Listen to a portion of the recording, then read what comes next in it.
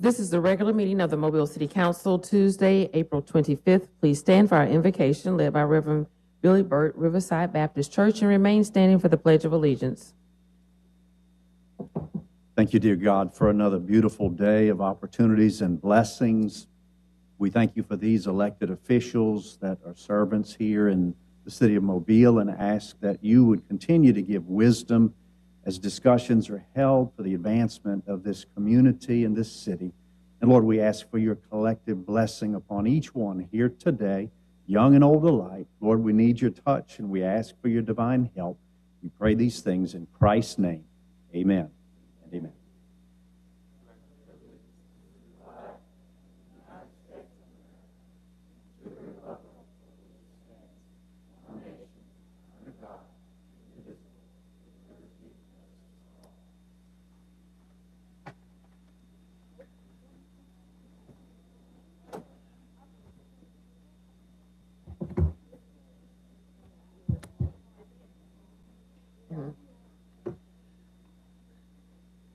Roll call. President Small. Here. Vice President Gregory. Here. Councilmember Penn. Here. Councilmember Carroll. Councilmember Reynolds. Here. Councilmember Daves. Here. Statement of rules. And good morning, everyone. Good morning. It's good to see everyone this morning. At this time, I ask if anyone has any type of electronic device, including cell phones, please at this time put it on the off or the vibrator position, the off or the vibrator position. Any person desiring to address the council must sign in indicating the resolution, the ordinance, appeal, or public agenda item before entering the meeting. When addressing the council, the speaker must state his or her name and address. Any person desiring to speak to the council on a non-agenda item must sign in into the city clerk's office by 2:00 p.m. the Thursday prior to the council meeting. The subject that he or she wishes to express to the council must be identified and pertain to the city of Mobile business. Any person who has not given proper notice to the city clerk's office and wishes to speak on a non-agenda item would not be allowed to address this council. Each speaker is allowed 3 minutes to address the council. A bell will sound to indicate the end of 2 minutes. 1 minute remains for summarizing. The second bell indicates the time has expired. When addressing the council, there is to be no personal address to any individual council members. All statements are to be made to the chair, who will recognize any council member who wishes to respond. To maintain decorum, there will be no undue applause or public outcry allowed. Madam City Clerk. Approval of minutes of April the 11th and 18th. So Move. moved. Second. Been properly moved and second in discussion. All in favor? Aye.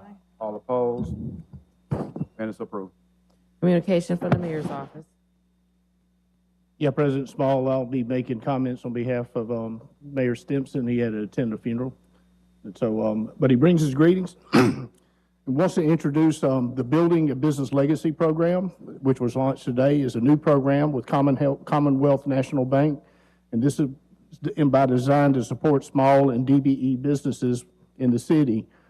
Building a Business Legacy program will provide more local entrepreneurs with access to capital to grow their businesses. The city will contribute or has contributed $2 million in ARPA money. Commonwealth Bank is also matching those funds with another $2 million.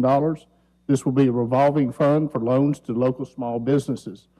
The city underwriting helps absorb risk and it expands the access to potential borrowers who may not otherwise qualify for these capital funds.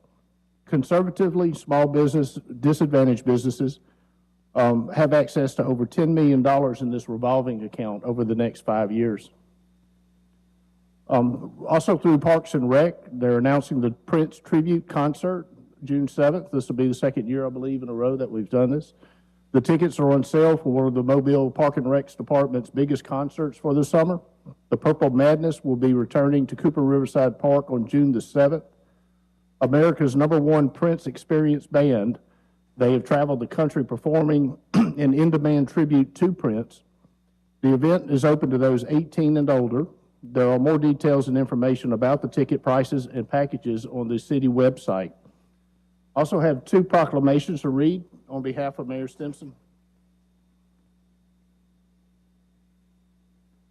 First one will be for the National Crime Victims' Rights Week proclamation. I'd call on victim advocate Stacy Woodyard, MPD Office of Strategic Initiatives Corporal Nathaniel McCarty, Axel Academy art teacher Sonika Bush, Mobile County District Attorney Keith Blackwood. Any of those? If y'all would come down to the podium. The proclamation reads, whereas the term victim is more than just a label and has a legal standing and protections that go along with it, and whereas victim service providers, advocates, law enforcement officers, attorneys, and other allied professionals can help survivors find justice by enforcing these rights. And whereas including and elevating the voices of survivors makes certain they are heard and seen and creates a path of forging and sustaining community trust. And whereas National Crime Victims' Rights Week provides an opportunity to recommit in listening to crime survivors in every space where decisions are made that could impact them. And whereas the City of Mobile hereby dedicated to amplifying the voices of survivors and creating an environment where survivors have the confidence that they will be heard, believed, and supported. Now therefore, I, William S. Stimson, 108th Mayor of the City of Mobile, do hereby proclaim April 23rd through 29th, 2023 as Crime Victims' Rights Week in the City of Mobile, reaffirming the City of Mobile's commitment to creating a victim service and criminal justice response that assists all victims of crime during Crime Victims' Rights Week and throughout the year. Done at the City of Mobile, Alabama, this 25th day of April 2023, signed William S. Stimson.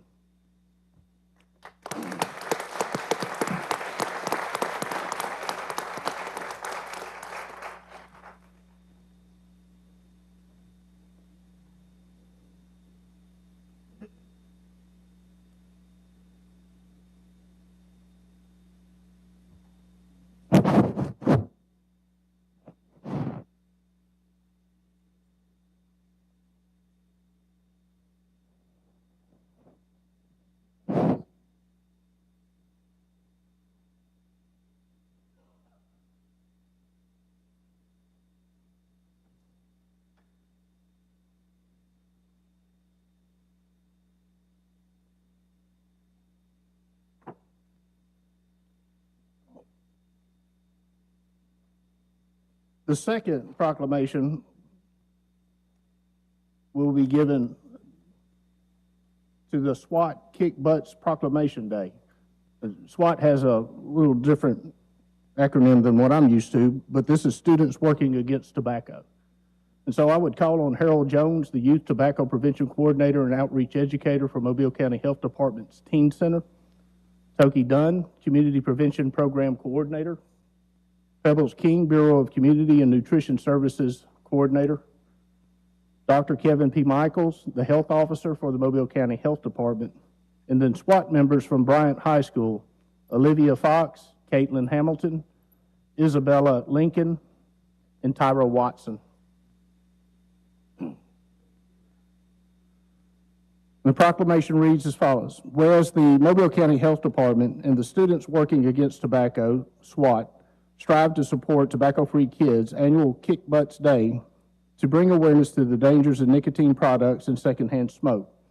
And whereas nicotine is an addictive substance and is harmful to the brains of our youth, and whereas the use of electronic nicotine delivery devices, also known as e-cigarettes, are now the most commonly used tobacco products among the youth in the U.S., which has prompted a new urgency to respond to the addictive nature of nicotine. And whereas tobacco use imposes billions of dollars of cost in Alabama, such as damage to property, a rise in annual health care and Medicaid costs, as well as productivity losses. And whereas tobacco uses is the leading cause of many preventable diseases and deaths in the United States. Now, therefore, I, William S. Stimson, 108th Mayor of the City of Mobile, in support of the efforts to advance health of all Mobilians, do hereby proclaim April 28th, 2023 as Kick Butts Day in the City of Mobile, done at the City of Mobile, Alabama, this 25th day of April 2023, signed William S. Stimson.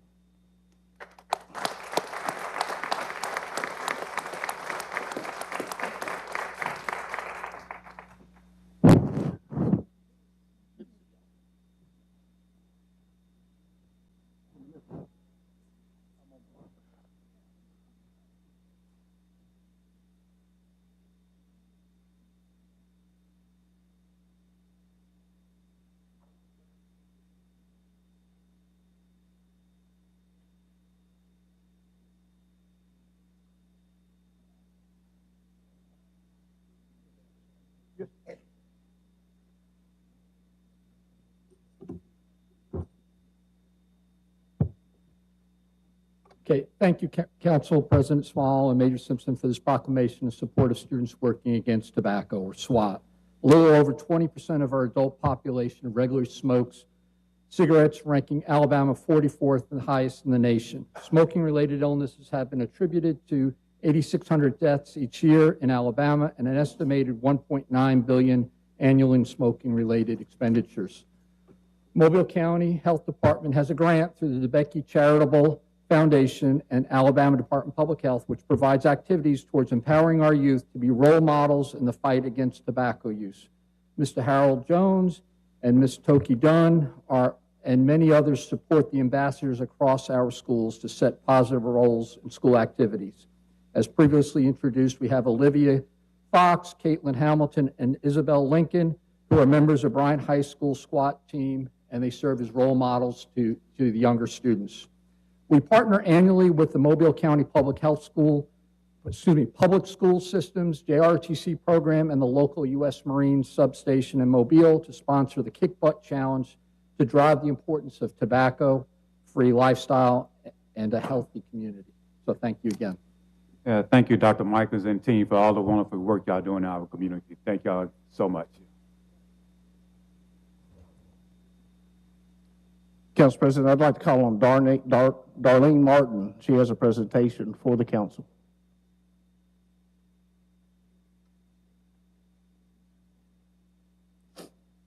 Good morning. Morning.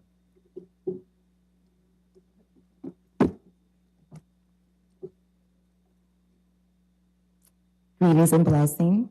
On behalf of Utopian Legacies, Lead One, Teach One, class of 2023, we do hereby donate this tree in observance of Earth Day to the mayor, to the city council, and the Mobile Police Department, and the citizens that will sit underneath it in the future on this 25th day of April 2023. Earth Day, every day. Thank you. Thank you all so much. Thank you.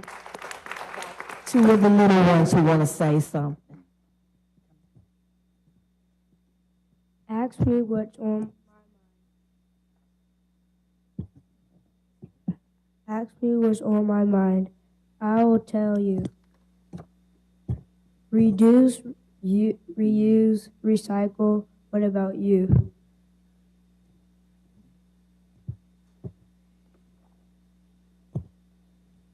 Trust me, all you need is love.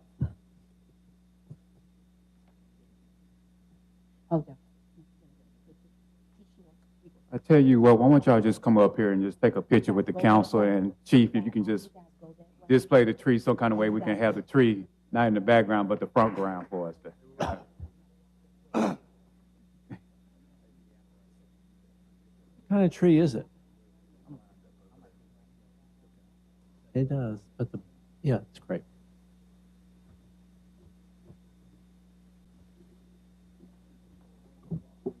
Yeah, we'll get them stand aside. Going to block them. No. Good eyes. I have them stand on the side. Thank y'all so much.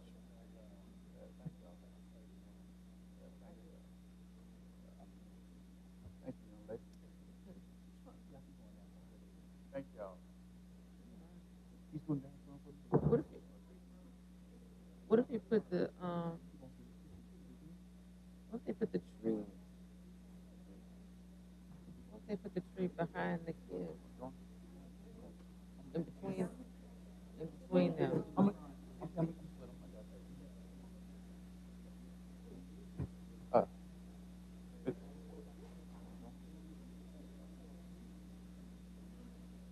He's not gonna be able to see him. You gotta get.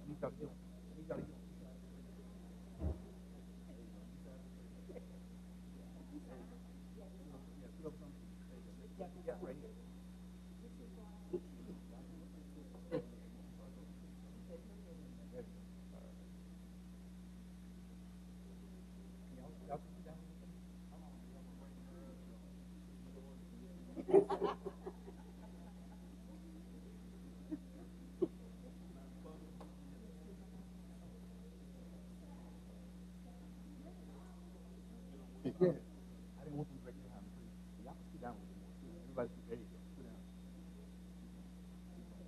right there. Stay right there. There we go. All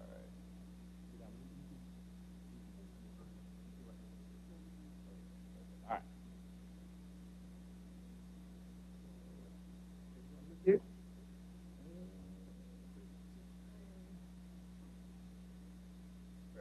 Thank you. Thank y'all.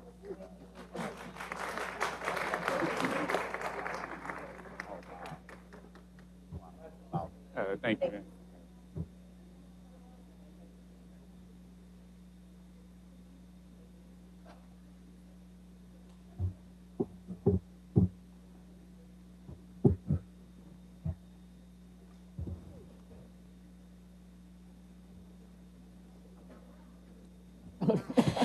Thank you guys for the time that you've given us.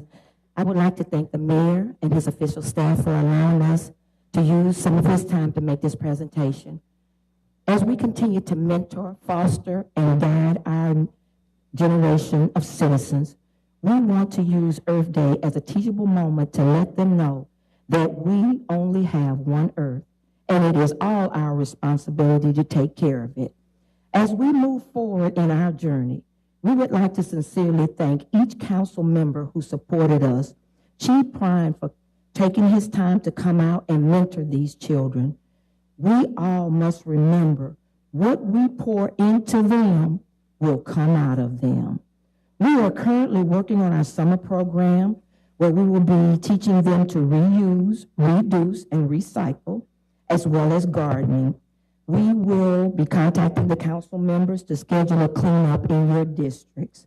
We are also looking for individuals, corporations, and other nonprofits, as well as communities, to partner with us.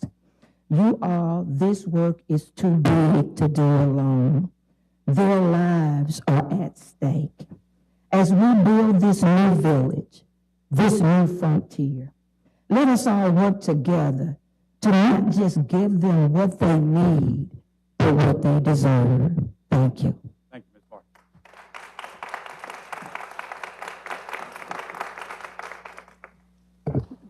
Council President, could I get the students from Excel Academy to stand up?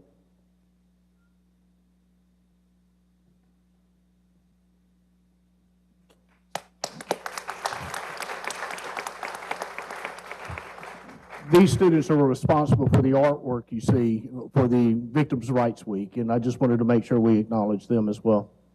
Thank y'all. Thank you all. Can I call upon Joe Snowden to introduce the Admin Services Employee of the Month? Good morning. Once again, I'm pleased to announce our employee for Admin Services of the Month, and it's Erin Breyer. She can come on down and join us, and also Jason. Candace really wanted to be here. She made it a point she wanted to really talk about the great things that Erin has done, but Jason will take her place. I can honestly say I was not surprised when I saw her name as the nominated person of the month, because she has helped us tremendously with our pamphlets that we give out to the cruise industry to promote the city, and also with her Facebook post that she has with Animal Services. So I know that our as a city as a whole has benefited greatly from her creative artwork and her graphics. So with that, thank you, Council. Today is actually Erin's one-year work anniversary, and you may have noticed about 1 year ago the output of high-quality graphics from the city went up pretty high, because she is a prolific worker, a very talented, creative person, a great member of our team. We're happy to have her support our departments and the council when we can. Thank you. Yeah, thank you.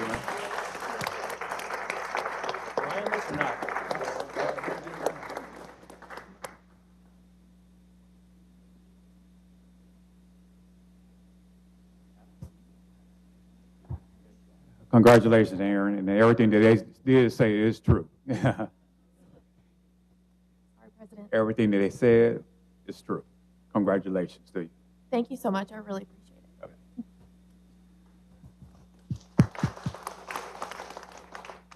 Council President Small, that'll conclude the mayor's remarks. Ms. Gregory?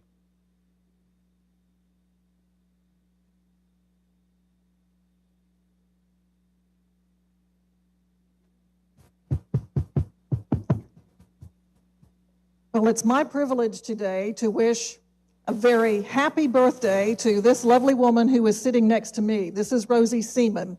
And Rosie, can you stand up with me, or Jim?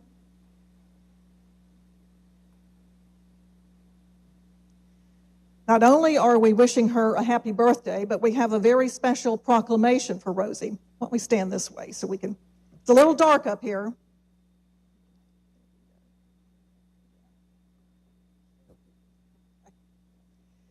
So this is a proclamation for you.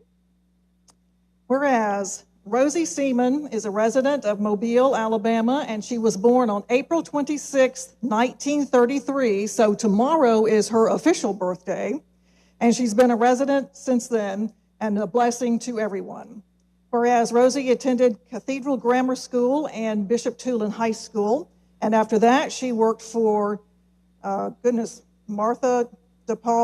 Martin DePaul Hospital in St. Pius, and her family's local grocery store, which was located right where the Mobile Civic Center currently sits. Rosie began working at WKRG TV, and she was the director of children's programming in 1975. She was hired there for her background as a teacher in education, of course, and her experience as a teacher. I'm having trouble seeing this. It's so dark in this place. It was Bishop Tulane High School, correct. Rosie always told me what to do at Channel 5, and she's doing it right now. Okay. Bishop Tulane. Okay. We will correct that. And whereas Rosie hosted the show Rosie's Place, which was a groundbreaking children's TV show, and, lights. And she developed and produced Youth Magazine, Kids and Company, and Small Fry News, where young people put together news stories of interest and to other kids. And whereas Rosie helped spread the word about community events and activities by hosting a daily guest, or by booking rather, daily guest on Take 5, the television program, and Mark Your Calendar, public affairs show, and she also co-produced an hour-long 9 o'clock a.m. lifestyle show. This is a long list. And whereas Rosie also produced the Congressional Record, or Congressional Report, which was a weekly show that featured Representatives Jack Edwards, Sonny Callahan, and Joe Bonner. And whereas Rosie served as an advisor and confidant to many power brokers involved in Mobile, Alabama, in the state of Alabama, as well as the United States. And she wrote a number of children's books and child-focused stories for the local Catholic Weekly, and played a major role in putting together the tricentennial movie for Mobile's 300th anniversary celebration. And whereas in 2004, Rosie won the Press Club of Mobile's John Harris Lifetime Achievement Award, and then in 2009, Rosie was honored in the United States House of Representatives, where Congressman Joe Bonner recited a statement that was placed into the Congressional Record for April 23rd, expressing thanks for Rosie's many contributions to the city of Mobile. A flag was flown over the United States Capitol at the time, and then on April 27th, and later presented to Rosie in a reception here in Mobile. And whereas Rosie was married to the late James David Seaman, who was an engineer, and out of this beautiful union, 4 children, who many of these are here today, many of her family members are here today, were born. They are Jim Seaman, Yvonne Seaman Breland, Monica Seaman Crabtree, and Rebecca Seaman. And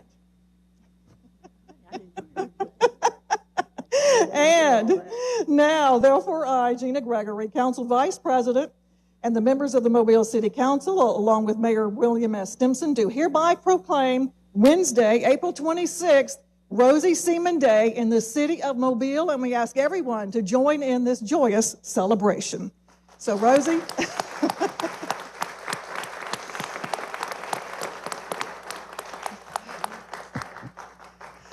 And it's so funny, Rosie, when I worked at Channel 5, was just a tremendous role model and asset to all of us who worked there. And you see some of her Channel 5 cohorts, former colleagues here today, John Nodar, who of course everybody recognizes John Nodar, and Peter Albrecht, who we all go back a long, long way. And it's great to see all of Rosie's former colleagues and continue to be friends, Eva Golson and so many of your family members, Mary Zogby, Gaby Gray, and so many others who were here to honor Rosie today. So it's just great to see you, Rosie, and her cousin. Who came in. One of the funny things, he's a lawyer. He came out of work today. And one of the funny things that Rosie told me, since we were talking so much about the Civic Center today and redevelopment of the Civic Center, is, Rosie, that's where your house and your grocery store were, right? It was right on the corner of Monroe and Jackson. And they were doing a lot of urban renewal. And I won't say who was governor, mayor at the time, but they were doing a lot of urban renewal. And they needed our home and our grocery store. It's right there on the corner of Monroe and Jackson. So they moved them right on out and developed the Civic Center. At least you council people, I guess, gave Mother and Daddy a little some money for it. I guess they did. But again, we just want to congratulate Rosie on her 90th birthday, and thank you, Rosie, for all that you have done and all you have meant to so many of us here in the city of Mobile. And here is your proclamation. We want to get a couple of pictures. You mean a lot to me. We've been going way back. She still calls me and tells me what to do, by the way. All right, let's see. Where is Ashley? Let's get a quick photo. Yeah, that is your official proclamation right there. We'll be over there. Y'all can look in at it.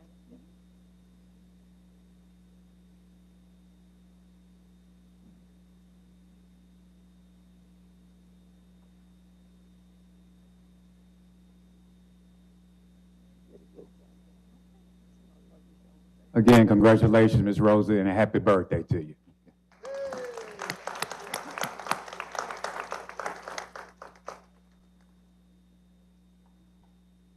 Ms. Lambert.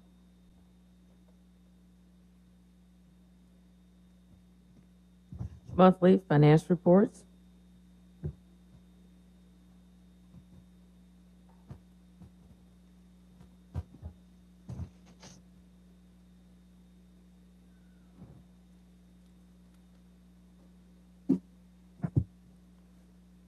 Good morning, Mr. President. Morning. Council, thank you. Okay, March, halfway through the year, it was kind of what we expected. Actually, the sales revenues, the tax revenues were still pretty good. For the month, we made $15 million. We had $15 million in sales tax for the year. We're at $99.5 million versus a budget of $93. And actually, that's still about $4 million better than what it was last year. So that's encouraging. Year to date, on our total revenue, $25 million for the month against a budget of $22. And year to date, our revenues are $187 million versus a budget of $173, which is still about $13 million better than what it was last year. So actually, the revenues are coming in better than what we thought. But I think there is some element of inflation in there somewhere in the sales tax portion of this because of the inflation that we've been talking about. Business licenses were also good. We're about $2.6 million better than we were last year. As far as expenses go, public safety, right now we budgeted $55 million through the first 6 months. We spent $49 million. Public Works, we budgeted $34 million, we spent $28. Admin Services, $6 million, we've spent $5.3. And overall, we budgeted $132 million, and we've spent $115 million so far year to date. So our variances are pretty good so far this year, and as a result, we've been able to add to our surplus. However, I think last month I mentioned that March tends to be a difficult month. We have some other one-time expenses in there, and we had budgeted about a $15 million loss for the month of March. We ended up with a $10 million loss for the month, and which is better. So our surplus is less than it was last month, but it's still at a pretty healthy number of $172 million. Other than that, right now, the biggest issue going on is our budget, and we'll be doing our first review of the budget 12th of May, and then we'll do our second look at it after that. And we're also asking maybe to see if all the council members would like to participate in a little meeting with Celia and me to talk about the budget early on, in case you have any concerns or questions that you'd like to ask, or or look into. So that's really all I have today. Any questions? Council, Mr. Carroll. In light of what the legislature is possibly predicting or proposing with some type of sales tax abatement on groceries, what type of impact does that have to our budget itself when it comes to revenue? Well, it would have a negative impact on it if we were to stop taxing groceries. It depends. I think there are a couple of different scenarios that they're looking at. Some of it would be for maybe just specific items for women and children, bread, milk, eggs, things of that nature. Some of it would be more all-inclusive, but right now the decision hasn't been made. When we were up in Montgomery last week, I know that was something that was being presented before the legislature, but there are a couple of different scenarios, and we're going to look at it and see. But just assume that groceries 10%. We could lose maybe 10% of our revenue. But I'd really like to do some number crunching on that, which we're talking about doing in the next couple of weeks. So, I mean, just your guess is 10% of our annual revenue comes from grocery sales tax? Is that just a guesstimate now, not a solid fact? Well, I could say 10. I could say 20. It's hard to say. I would think typically, though, that my instincts would tell me that it's probably going to be on the lower side, that they're going to try and minimize, because it is going to have an impact on just about everybody. Some of those things that I mentioned, too, already are being are tax exempt right now. So let me just say this. I think it would certainly have a negative impact. To what extent, I don't really know yet. In their legislation, was there a replacement value for income-generating areas other than sales tax to replace that sales tax?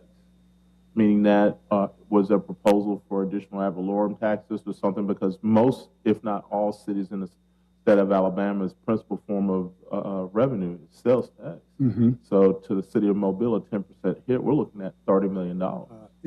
There was no real hard discussion about that, except among the finance officers that were up there listening to this for the first time. I think, though, that for every dime that is pulled out because of a reduction in the amount of sales tax on groceries to replace it, the idea is to try and give people some relief out there from taxes. To replace it with something else might not really achieve what the ultimate goal would be. Yeah, granted, it's phased over a period of time too, so it'll be gradual. I appreciate that insight. Just thinking. Mr. Dave? Let me make sure I understand what the legislature is considering. So there's a state sales tax and then a municipal sales tax, our sales tax, right? Yeah. So the state is considering elimination or reduction of the state sales tax on groceries. Yeah.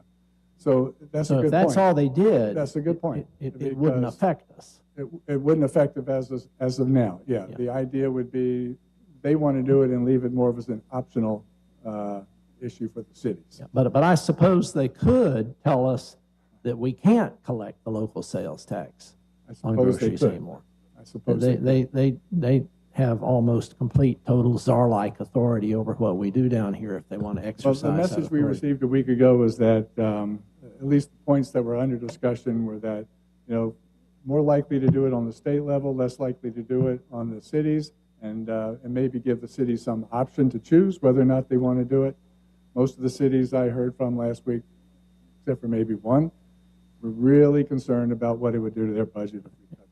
Okay, thank you, Mr. Ms. Gregory. And while you're talking about the split of the sales tax, that would also include the county's portion too, correct? Or would they be different? Well, because our 10% is made up of three. Yeah, I really don't know if I can answer what the county position. I suspect, though, that if, the county gets a small percent of the 10 cents and 1 1/4, 1 1/2, But it would they be would be the- affected it would be by the it as same well. thing. They would be affected by it as well. Right. And other council members? Thank you so much, Mr. Hope. Okay.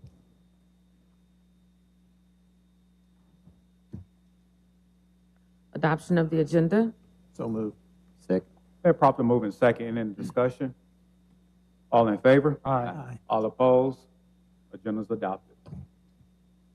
Appeals, we have requests for a waiver of the noise ordinance on May the 6th on Spring Hill Avenue, April 29th on South Monterey Street,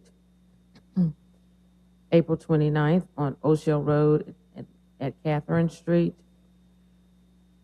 April the 30th at St. Francis Street. So moved. Second. Been properly moving second. Any discussion? All in favor? Aye. All opposed? Appeal passes. Public hearings. Today is the public hearing to rezone property located at 4701 Halls Mill Road from R1 to I1. This opens the public hearing for this particular said item. Is anyone present that would like to address the council? If so, you may come down to the podium by stating your name and your address. Again, let's open up the public hearing for this particular said item. If not, this particular public hearing is closed. Public hearing to declare the structures at 2623 First Avenue, 2661 Knoll Street, 748 Stanton Road, 408 St. Charles Avenue, 459 Holcomb Avenue, 1111 Spring Hill Avenue, and 3903 Vallis Drive, public nuisances, and ordering them demolished. This opens up the public hearing for these particular said items. Is anyone present that would like to address the council? You may do so by coming down to the podium and stating your name and your address at this time.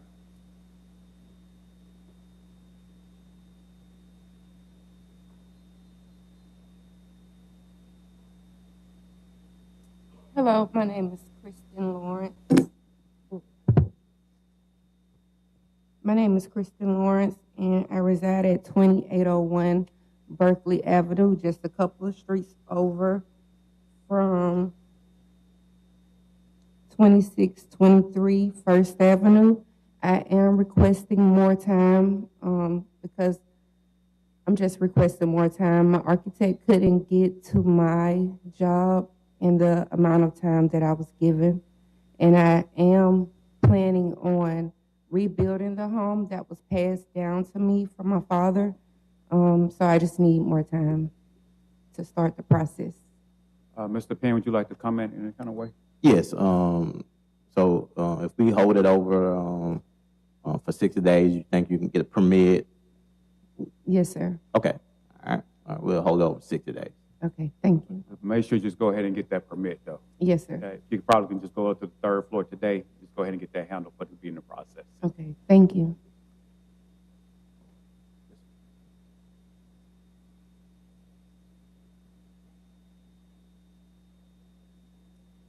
Raynita Smith, the address is 2661 Knoll Street.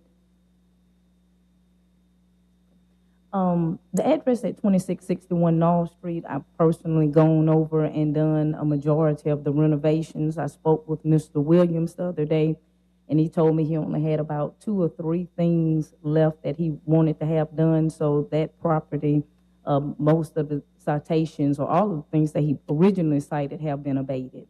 One of the things I'd like to present, they gave 45 days. I do properties for a living. Some of the people may recognize me. I've got 40 houses in the city of Mobile. So I do this for a living. So this particular property I obtained from a tax sale. And so it's a lot of variances with these tax sale properties. A lot of times you don't have, the ability to actually go over there and to take possession of the property immediately. So it's a lot of things that comes with the property. So this particular property, I was able to go over there, like I said, and abate it. One of the problems that I ran into, and I heard you tell the young lady, was to pull a permit. Once it goes into nuisance abatement, they actually put a hold on you pulling a permit. So when they give you those 45 days, that's one of the things that really needs to be looked at, because they give you a time of 45 days to abate those, plus they put a hold on those things, it alters the process. So it could go a whole lot easier if they would, not put restraints on that. But those things have been done, and so he did tell me he wanted me to change a couple of the windows. So that's all that's left on that property. Mr. Penn, Yeah. but I'd like for Mr. Doffenbach to also respond to that statement which you just made also. But Mr. Penn? Yeah, thank you, Mr. President.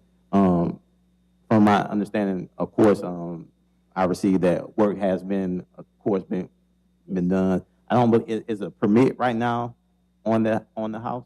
Okay, so I called and I did it online because a lot of time, I'm a little held up. So I did go online and do it, and they did pull that portion. I still haven't paid the couple of dollars, I guess, that would be due on the property because they kind of say the permit has been pulled, it's been active. They give you a code number, and then they say, we'll reach out to you later. So it is a process if you're not physically going down. And the other day, I physically tried to go down, and they said they had meetings, so they actually closed at 1 o'clock. When I called that day, they didn't inform me that they had meetings that day and the office would be closed. So they said, well, you can go home and pull it online. So I did that, and it was still quite a process. It took me several days to really accomplish even what I did accomplish with the permit process. And I'm good at that. So I can imagine some people who are not in my position that's having to actually go through these chains and are able to accomplish that. Okay. So if we was to hold it over, you'll be able to get that done? Yes, I was able to get it done eventually. So Mr. Doffenbach, he can answer any questions that I think you was talking about. Yeah, what got me confused when you was talking about the 4 to 5 days and versus you couldn't get the permit. I just didn't understand exactly what she was trying to state at the time. Okay. With the nuisance abatement process, municipal enforcement, at the very beginning, we do several steps. And one of those steps is filing list pendants, sending notices, which is the reference of the 45 days, to either begin repairs and let municipal enforcement know by getting a permit, but also, if it's not possible to complete it, give us a construction maintenance plan. Say, hey, I'm going to be 6 months, 8 months, a year out. Let us know, get that permit, and begin work. And you'll never see any action that we take.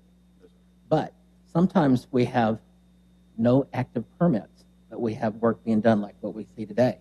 And we would like to make sure that council is aware that we can have this discussion publicly, that, hey, repairs are going on, but we need a permit. Now, the discussion of the permit and the hold be in place, yes. Municipal enforcement immediately puts a hold on the parcel. And the reason for that is to make sure, one, that when a permit is issued, that somebody from the permitting department is in communication with municipal enforcement to make sure the work that needs to be done is done. What you're seeing is structural. We're asking that, hey, if these structural issues are not repaired, that this structure could be demolished.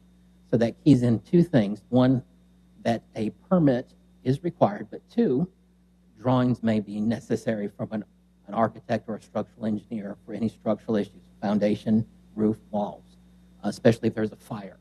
So we need to make sure that the building department, permitting department is working together so that they get the right permits, but also so that if we get to the point where you declare it a public nuisance, that the city doesn't have a permit with a contractor going to demolish at the same time the owner is repairing it. So that's why we put a hold and make sure that everybody is talking to everybody that needs to know what's going on with permits. And as soon as she's ready for a permit, we will take the hold off and she'll have a permit. All right, thank you so much, Mr. Penn. So we'll hold on 60 days and, all right, thank you. Mr. President, Mr. Doffenbach, before you got Mr. Reynolds. it's not necessarily about this particular issue or this item. Did I understand it correct? From what she was saying is that she went to pull a permit and she couldn't get a permit because of the hold that was on the property by nuisance abatement. Is that? I think what we're hearing is there's more to it than just that, and I would strongly recommend to talk to Build Mobile and find out why the permit was not issued. Okay. Policy with municipal enforcement is if an owner is on site and they meet the requirements of a permit, that we will extend it 30 days, 60 days administratively just to get the permit issued, get them started, and once it's started, if there's an inspection made, it's automatically renewed 60 days. 60 days for every inspection. Thank you. So it's best for her to just go straight to the third floor right now. Yeah. If you can just go ahead and straight to the third floor and get that taken care of and see why, it was so, it was a whole. But, okay, so you got all that cleared up. Basically, what I was saying was, with the time restraints of 45 days, and this is not a small thing. We're talking about demolishing a whole structure. I mean, for me, it wouldn't have been the biggest deal, but I'm just saying you have a lot of people that's coming into here, and they do not have the capabilities. And when somebody's also put all these stops in the process, it makes it more difficult. Okay. So if you say, I'm going to give you 45 days to accomplish this, and really just even build a house, if anybody's ever built a house, you know it takes 6-7 months to build. Most houses, even to remodel, we're talking about 6 months. That's the average time. So when you tell somebody, I'm going to put you on the crunch for 45 days, but also while I put you on the crunch, you need to make sure that when you get ready to pull this permit, you've got to get with our staff, you've got to meet here. It could take 2 weeks to 3 weeks to navigate through that. So unless you've actually been through that process, what they're talking about, you've used half the time just trying to navigate through that. So, and then you're talking about meeting people. And then a lot of time, like even this morning when I called Mr. Williams, that told me, he said, well, just give me a call. And it was not actually expected that I would come in here today. And they don't return the call. So that's another thing. I deal with this a lot, not just with one property. I'm talking about several properties. So it's kind of hard to get in touch with the city. This is just something that I wanted to present. So we're not talking about somebody who does this one time and I'm running to it. I do this daily, and it is very hard to navigate. So I can understand the people that are coming behind me. And so really, I'm really speaking up for them. So when they tell you they need more time, they do need more time because the system keeps them in a level where they need more time, where they have to request for more time. Yes, ma'am. Yes, sir. Is there anyone else present that would like to address the council on these particular said items? If not, these public hearings are closed. Presentation of petitions and other communications to the council. Reverend Tony Allgood.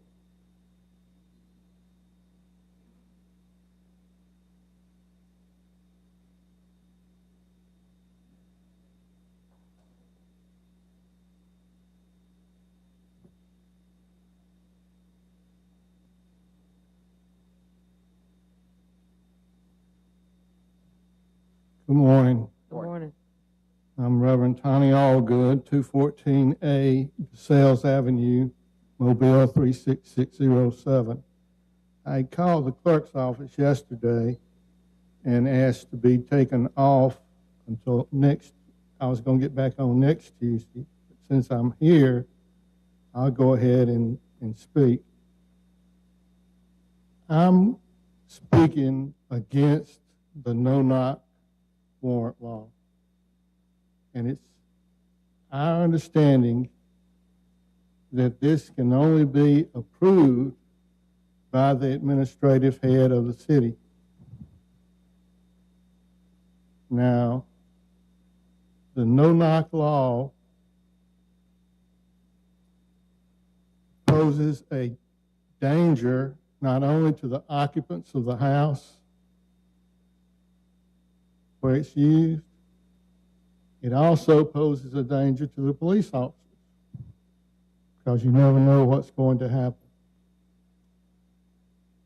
In a recent case, the Cordell Jones case, it's our understanding that a no-knock warrant was issued but not used, that the premises were breached by an explosive device at the front door and the back door.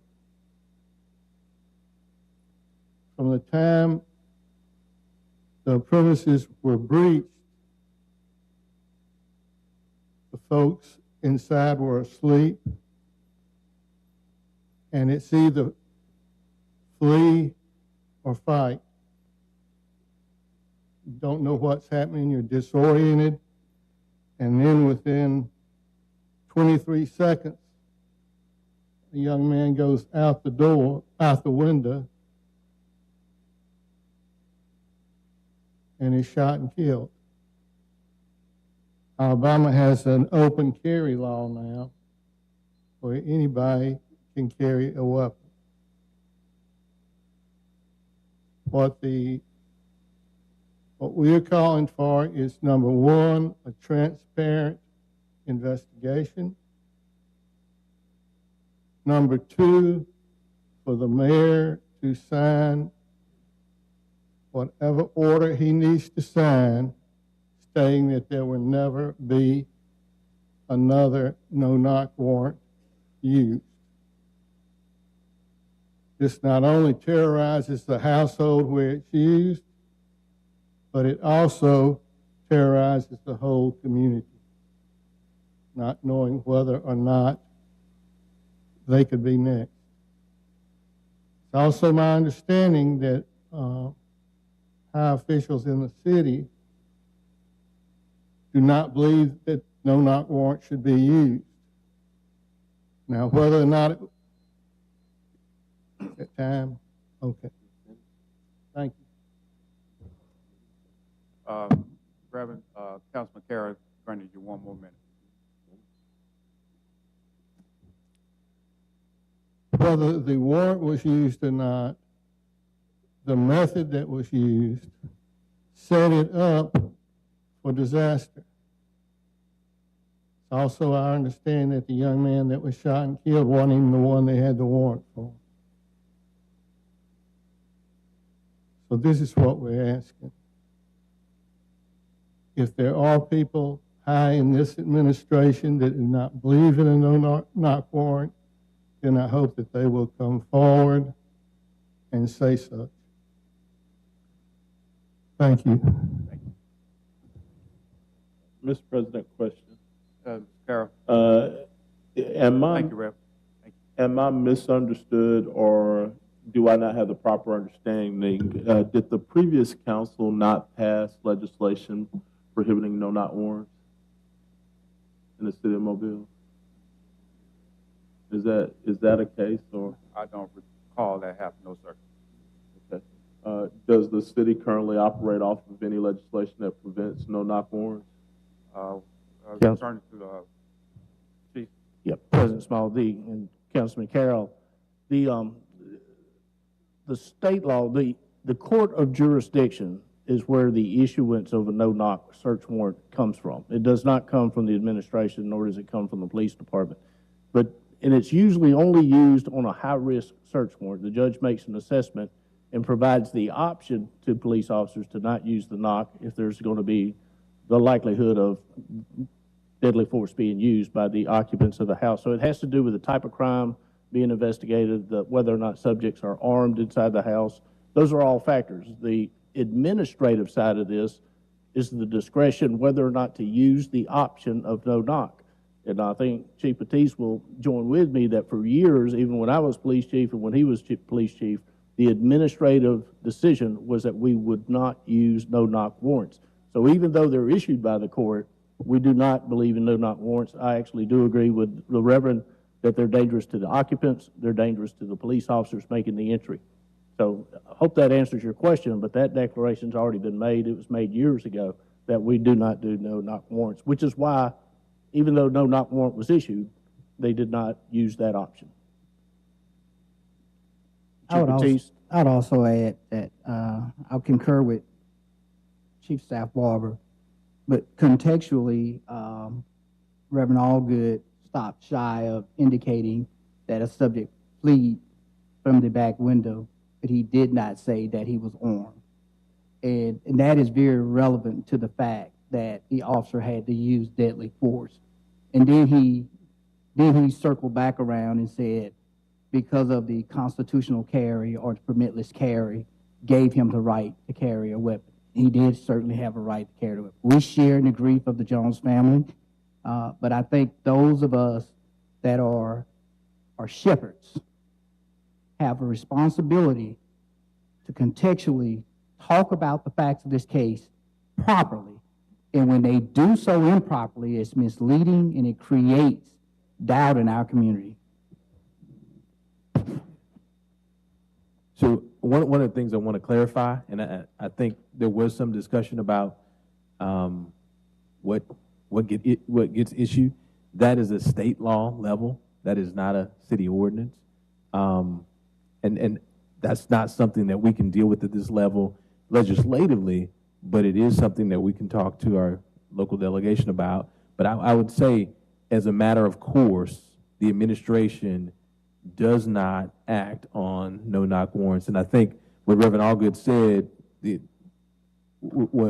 about what was issued, even when they're issued by the court of general jurisdiction, we as an administration don't go forward with using them. We do use a varied version of making a dynamic entry, which is totally permissible, and that's at the discretion of the officers. That gives them a level of protection, but also protects the residents, and that's why we do it that way. Madam Clerk. Eddie Irby.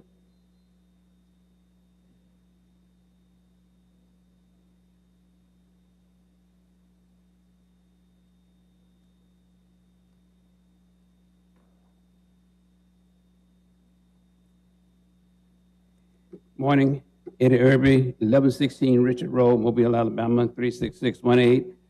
And after I got here, I spoke with Chief here, so I will decline my time here simply because he's already worked it out for me. You know, instead of getting, besides the things that's happening here, we really don't want the criminals to know what needs to be done out there because they got scanners and everything else like the police department. So he'll set up a meeting and I'll take care of it from there. Thank you. Thank you, sir. Madam Clerk. Pastor Sandy McQueen.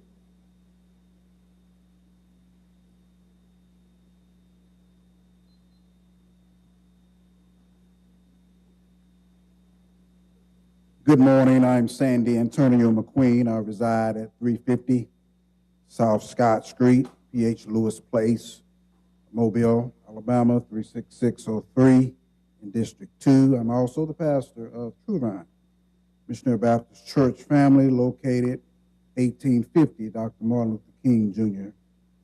Avenue, 36617, District 2. To the President of the City Council, Councilman C.J. Small, to the City Council members, to the Honorable Mayor Sandy Stimson, and Chief Staff and his representative today, Barbara. I first want to give an applause for your heroic and superhuman service to our city. I'm here today to urge this administration and the City Council to continue to promote fairness and transparency in the annexation process that is upon us. I am proud to be an African American and voting citizen of Mobile. I am in favor of growing our city. However, it must be done responsible and in good faith of all citizens.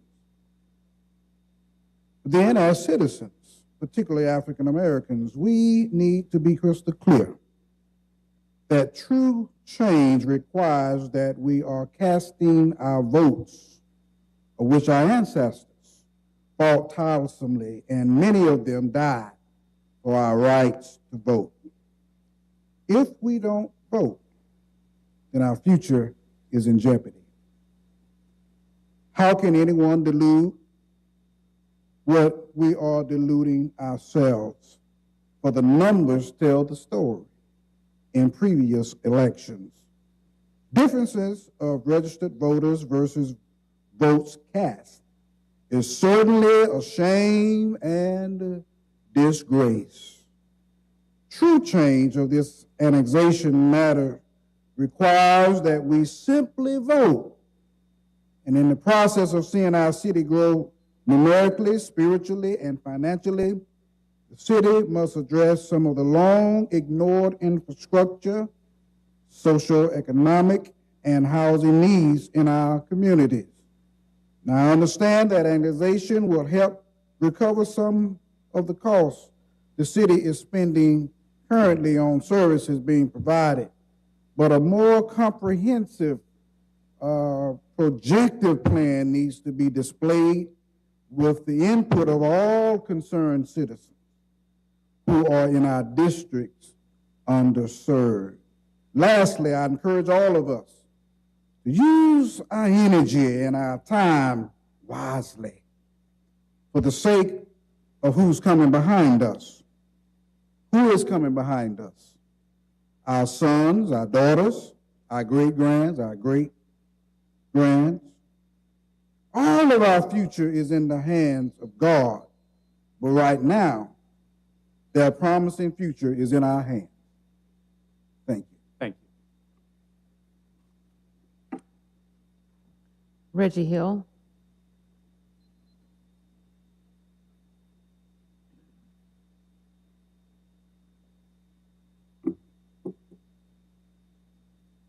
Thank you, Madam City Clerk. Greetings, everybody. Reggie Hill, 1007, Center Street. I rise today to continue a conversation about matters I and many others believe to be at the forefront of life as mobilians. First, proper procedure, Section 2.62 of our city's rules. We each are aware that the council attorney has communicated with members of this dais to craft language ultimately becoming law. Therefore, I offer that we remove wishing from the script of such ruling, amending the terminology only to reflect needing or expecting, to address at best. For the sake of clarity, wishing insists that something may not happen. No government authority of the United States has the authority or right to dilute or dissolve our necessity to speak for what we pay for. The First Amendment of the U.S. Constitution guarantees an irrefutable ability to petition our government. Why are you shocked at this level of tension in the people's chamber as our approach to the city's real business appears out of the gate to be irrelevant condescendence? I see, secondly, today we have already witnessed more homicides than this same time last year. Raise your hand, those who have submitted data-proven proposals to resolve the extreme fatal conflict which plagues our municipality. Please. Government's first responsibility is our safety. Yet we have initially refused, done this intentionally, to expend resources on the entities who truly are the right now needed difference. With more than $25 million through the American Rescue Plan Act, cash on hand, we still see nothing to significantly address poverty, the true root cause of turmoil in our streets. Success for the Future and a handful of other organizations who are represented here especially need to be at the table of decisions made with this specific allocation of taxpayer money right now. Lastly, for centuries, people of color have seen more prone to suffer, being viewed and legally identified as less than human. So go figure. Instead of growing our city from within, as data proves from the 1980s and with support, effectively having to uplift those designated as people of color, we are parading the defeatist narrative implying our city quickly becomes extinct, say we don't expand our geographical setting and limits further west right now. The kicker is how we plan to double our tax revenue in the next decade as our residential population decreases, according to the PFN proposal, officially disqualifying from the grant opportunities we have based so much of this annexation conversation around. Momentarily, we see a complete disregard of the majority to minority adherence that defines Mobile, Alabama governance, composed intently by the late state Senator Michael Figgers. It's not surprising. So when the annexation proposal states this clearly, that the results of redistricting, reportedly securing a distinct voter population, are being prepped for the chopping block, are the people wrong to believe that there will never be fair elections again in the city of Mobile with you all sitting in these seats? Thank you for listening the floor. Thank you, Mr. Hill. Madam Clerk. Ordinance is held over. 01012, ordinance to amend Chapter 44, Article 4, Historic Preservation. Motion to table. Second. Been properly moved and second. Any discussion? All in favor? Aye. All opposed? Items tabled. 64019, rezone property located at 4570, 4580, and 4590 Shipyard Road from B3 and B5 to B5. So moved. Second. Been properly moved and second. Any discussion? All in favor? Aye. All opposed? Item passed. Resolutions held over. 21293, authorized performance contract with Friends of Mobile Historic Development. Motion to lay over 2 weeks. Second. Been properly moved and second. Any discussion? All in favor? Aye. All opposed? Item laid over 2 weeks.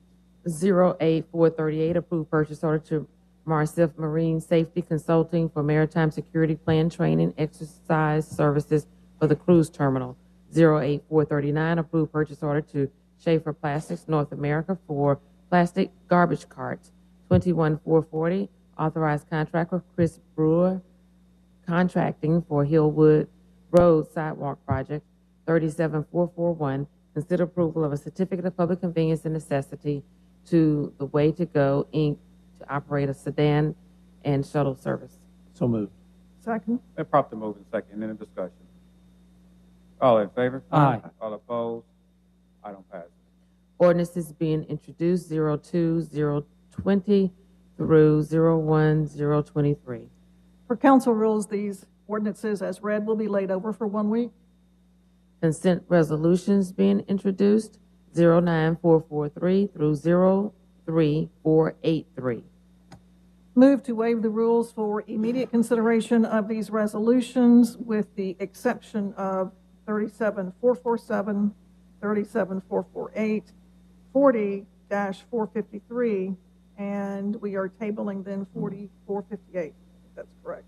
No, we're taking 453 and laying it over 60 days, but we're not taking 09443. We're laying that over 4 weeks. Mr. President.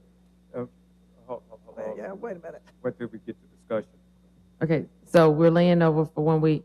The exceptions are 09443, 37447, and 37448. Those are the three exceptions. Okay. Now, discussion, Mr. Penn. Yes, that's also 4452. I thought you wanted to lay it over for 60 days. 60 days, yeah. So you have to take that one. Okay, I thought, my bad. Heard it. And also, Madam Clerk, 40-454, we're going to lay it over for 60 days too, so we just call that separate. Mr. President, Mr. Reynolds. also item 09443 needs to be laid over 1 week. I called that one out. You called it? I did.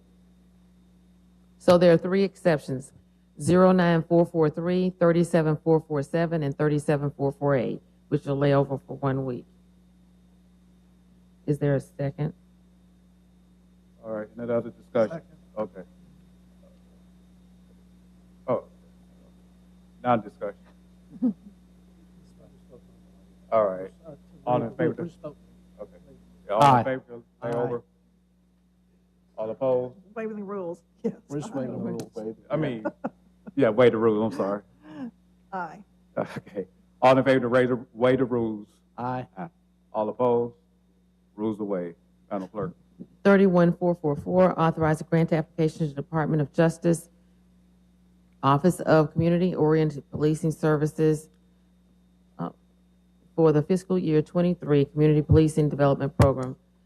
37445, 37446, 37449, 37450, 37451 are recommending approval to the ABC Board for issuance of a lounge retail liquor Class 1 license to O'Daly's Pub on Dolphin Street, for issuance of a special events retail license to Festive Day Party on Dolphin Street, for issuance of a retail beer, table wine, off-premises only license to BD Food Mart on Government Boulevard, issuance of a retail beer, table wine, off-premises only license to Family Dollar Store, and for issuance of a special events retail license to Cinco de Mayo Black Party on Schillinger Road. 40455, declare the structure at 408 St. Charles Avenue public nuisance in order to demolish. 40456 and 457 are declaring the structures at 459 Holcomb Avenue and 1111 Spring Hill Avenue public nuisances and ordering them demolished. 58459 declare weeds noxious, group 1642. 460, approve award of special bonus to the Administrative Services Employee of the Month. 461, 462, 463 are determining appropriations to the Mobile Law Enforcement Foundation, Southwest Mobile County Chamber Foundation, John LaFleur Magnet High School, or serves a public purpose, and approving payment. 6464, authorized settlement agreement and release of claims. 21482, authorized contract for emergency repair and remediation of drainage pipes on Dolphin Street, 08483. Appoint Allison Kane to the Citizens Parks and Recreation Advisory Committee. So moved. Second. Been properly moved and second. Any discussion? All in favor? Aye. All opposed? Item passes.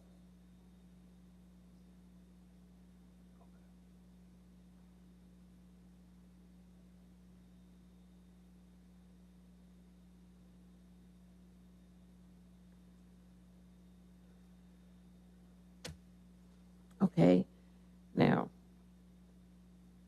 40452, 40453 are declaring the structures at 2623 First Avenue and 2621 Knoll Street public nuisances and ordering them demolished. Motion lay over 60 days. Second. Been properly moved and second. Any discussion? All in favor? Aye. All opposed? Item laid over 60 days. I'm sorry, I should have included 40454, declaring the structure at 748 Stanton Road a public nuisance and order it demolished. Move to lay over 60 days. Second. Been properly moved and second. Any discussion? All in favor? Aye. All opposed? Item laid over 60 days. 40458, declare the structure at 3903 Vallis Drive a public nuisance and order it demolished. That was the motion to table that one. Okay. Motion to table. Second. Properly moved and second. Any discussion? All in favor? Aye. All opposed? Item stable. Okay. CIP resolutions being introduced 21465 through 21466. By council rules, these will lay over for 1 week. Resolutions being introduced 01467 through 21479. These will also lay over for 1 week by council rules. Call for public hearings. 41480, call for public hearing to consider approval of a certificate of public convenience and necessity to Far West Side Limo and Shuttle to operate a shuttle service scheduled May 9th. 41481, call for public hearing to rezone property located at 908 Kendrick Drive from R1 to B3 scheduled May 23rd. 41484, call for public hearing to rezone property at the north side of Government Street, 140 feet east of South Ann Street, from B1 and B2 to B2, scheduled May 23rd. So moved. Second. Been properly moved and second. In discussion? All in favor? Aye. All opposed? Public hearing is called. Announcements. District 4, Councilman Reynolds. Thank you, Mr. President. Over the weekend, I had the opportunity to attend the Mud Bottom Revival that was put on by the Dog River Clearwater Revival down on River Deschênes, and it was a fantastic affair. There was music and food and people enjoying the scenery. But I would be remiss if I didn't at least make a comment regarding what was really on everyone's mind as we were down there on the river, overlooking Dog River, that last week, almost 5 million gallons of sewage was released into Raby Creek, Islava Creek, and made its way into Dog River. And it's an unfortunate thing to have happened. And I think Cade Kistler with Mobile Baykeeper summed it up very good what he said. At the end of the day, they've got to do better and have better plans in place. People downstream deserve more than trying hard. I hope as we gain additional information about this unfortunate event, we find out who is responsible for it, why it happened, and they're held accountable for it happening, but also that precautionary measures are put in place so that it never happens again. Thank you, Mr. President. Thank you, Mr. Reynolds. District 1, Councilman Penn. Thank you, Mr. President. I was out last week, but we had a great cleanup the week before in the Tomerville community. We had a great turnout with Mayor Stimson and the administration team, And it was just amazing to see people come out in the community as well. They was coming outside, just seeing people walk in the community, helping out. And so I want to thank the administration, the mayor, and everyone that showed up. We really, the community definitely was grateful for us being there, and we will be doing more in other areas of our district. Tonight, we will be having our annexation meeting at Dumas Wesley at 6 p.m. We're inviting everyone out that's in the District 1 community. If you have questions, the administration and myself will be there as well to answer any questions that you might have. And so we're inviting everyone to come out at 6 p.m. Thank you, Mr. President. Thank you, Councilman Penn. District 2, Councilman Carroll. Thank you, Mr. President. We have just gone through a process of looking at the city's MHDC ordinance for preservation and the process for the MHDC and our ARB. We've gotten to the point where not everyone's gotten what they want, and we've had a whole bunch of compromises on both sides. We finally have something that we can place on the agenda. I would like to schedule a community meeting on Tuesday, May, it is May already, wow. Tuesday, May 9th, which is approximately 2 weeks from today, to discuss this ordinance in its details and the changes and how it affects the historic districts, how it affects the MHDC, and how it's going to help us move forward in the city so that we match the state's enabling act. Thank you, Mr. President. Thank you, Councilman Carroll.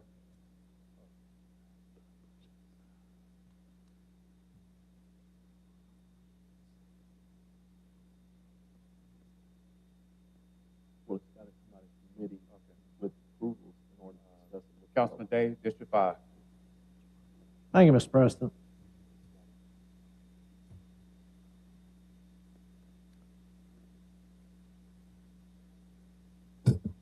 Monday, this coming Monday, South McGregor Avenue will close from the area just south of its intersection with Dolphin Street all the way down to the bridge at the bottom of the hill.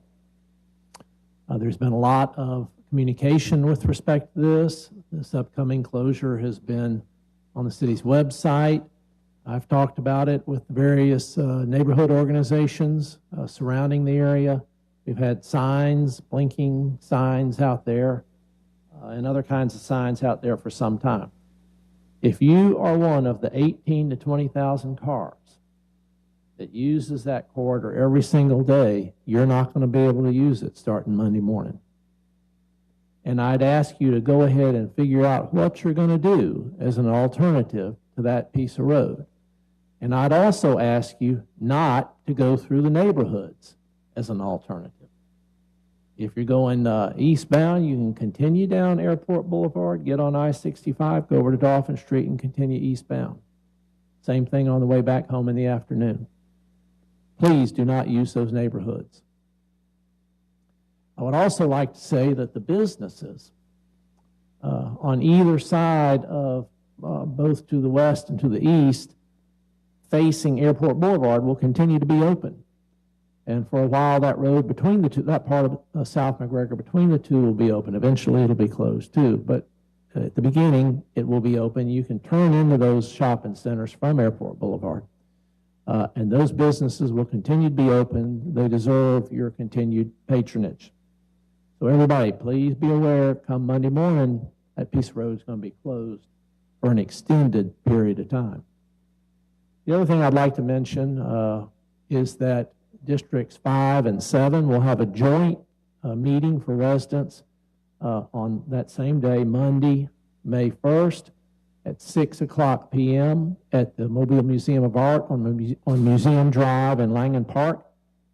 This will again be about annexation. There will be an opportunity for people to learn more about it, and hope that everybody shows up. Thank you, Mr. President. Thank you, Councilman Day. District 7, Vice President Gregory. Thank you, Mr. President. This past Sunday, I attended the Heroes Celebration at the fire station at McGregor and Museum Drive. We had police officers and vehicles, as well as firefighters and their vehicles and public works vehicles and staff, all out to meet with the community, a lot of kid games. It was just a wonderful opportunity for everyone to get out, enjoy the terrific courtyard we have there at the fire station, and to meet with a lot of our city officials and, of course, the firefighters, police officers, and public works officials. So thank you to everyone who were out there. Wonderful day. The weather certainly cooperated. This coming May 18th, I will be participating in a community meeting at the Moffett Road Baptist Church. It will be two things. One will be, the focus on it will be to allow a proposed development for residents to get more information on a proposed development. The developer will be there with the latest update on what his proposal is for building a subdivision in Backel of Barren Woods, which is right off North University Boulevard. But we will also have members of the administration there to provide information on some topics that residents had asked about during our first kind of a pre-meeting with the developer. So that again will be May 18th, 6 o'clock at the Moffett Road Baptist Church. And that's all from District 7. Thank you, Vice President Gregory. Greetings to the citizens of District 3. I'd like to thank all the residents that had came out on last Thursday to the Riverside Baptist Church to talk about the TIF along DIP and the future of DIP, and also the community meeting. It was great attendance, and again, I'd like to thank the Riverside Baptist Church for opening up their doors and hosting us on this past Thursday. And again, I'd like to thank all the residents for also coming out. Also, this coming Thursday, we will have our organization meeting, which will be held at the Craighead Elementary School. That's located at 1000 South End Street. That will take place at 6 o'clock p.m. Again, that will be this Thursday at the Craighead Elementary School. Also, I would like to inform the citizens of the Maysville and also the North DIP area that on Friday, May the 5th, we will be having a community cleanup led by the city. This will take place starting at 7:45. We will meet up at the Bonhauer Randall Park, which is also known as Duval Street Park, on that Friday. And again, that will be on May the 5th. I will be sending out some letters to some residents to inform them of this big cleanup. We are asking and inviting all the community, especially the schools, to participate on this great day. Again, this will be held on Friday, May the 5th, starting at 7:45 a.m., and we'll be in at 10:30 a.m. Is there anything else from this council? Yes, sir, Mr. President. Mr. Reynolds? I got some announcements regarding District 6. On Thursday night, we will hold a annexation meeting, joint annexation meeting for District 4 and District 6 at 6 p.m. at the Connie Hudson Center. And also the Rules Committee will meet next Tuesday at 1 o'clock or immediately following the council meeting, whichever is later, to address the MHDC ordinance. Anything else from this council? Yes, sir, Mr. President. Ms. Gregory? I just got an update on Ziegler Boulevard. You may remember last week the mayor mentioned trying to get some of those sections opened a little earlier. I received an update this morning that the contractor has committed to completing and opening the section from University Boulevard to Forest Hill within 3 to 4 months. So I just wanted to get that out there because we are all waiting anxiously for Ziegler to be done, but that's really great news. And we're also looking forward to hopefully having the entire project done by the end of the year. That, of course, all weather permitting, but really great news. The contractor and all of the workers out there are doing a tremendous job and really moving this project along quickly. Great news. Anything from the administration? Motion to adjourn. Properly moving second. In discussion? All in favor?